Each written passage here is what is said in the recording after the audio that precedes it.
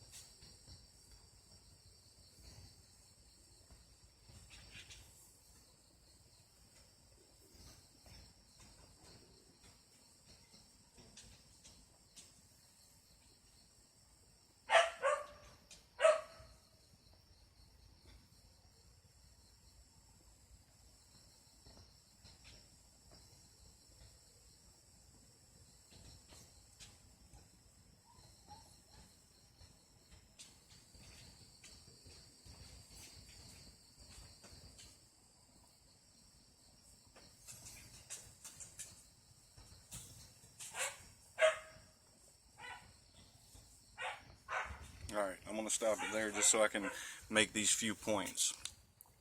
That is how it works.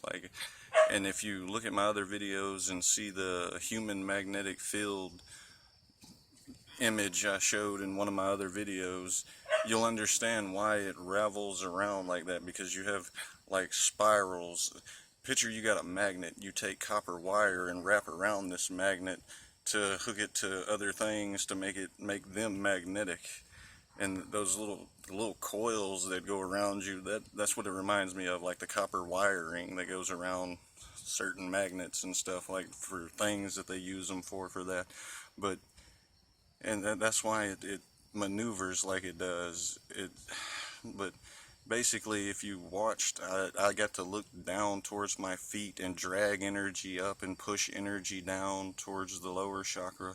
And that's what I was saying about sitting in the same place doing TK all the time. It becomes not stronger, but you understand how to control the energy from that field in that area. And if you don't revel it back in the right area, it's just going to be out there in that area the whole time, which stretches it from other areas, and that makes it go off course. Like where it should be at the heart chakra here, it's going to stretch out and be over here or over there, and it's never going to be perfectly straight again, you know, unless you maneuver it back around. It's like I said in the videos that deleted that I was going to put on here. Eventually I think that it'll be able to do it automatically, because it'll just know what I want and I'll think it and it'll automatically do it. But you got to unlock those lakes and rivers and open them up, like I said, so it just flows freely. And to do that, you got to understand how to control every point of movement, every bend, curve of it'll be going straight, but then when this side, you'll go cross-eyed, and as it goes, you'll realize that you're using this eye because it's over here now, and there's a bend that goes from top, like I said, to bottom. So when it does that, it flips it around like that, and that's how I can make the wheel jump off of the spike or whatever. I've learned to control that point of it. That's how you do that. You use the warps in the energy that transfer from one side to the other. And once you start doing it to your body, you understand how it loops through the chakras like that. And that's what those loops are for, is for it to loop through you however it needs to get to where it is. You know, and that will help you. Trust me.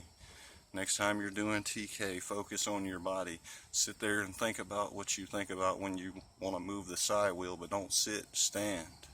So eventually you will work your way down. When I first started doing it, the arms moved, but it wasn't the hands doing most of the work, it was my feet.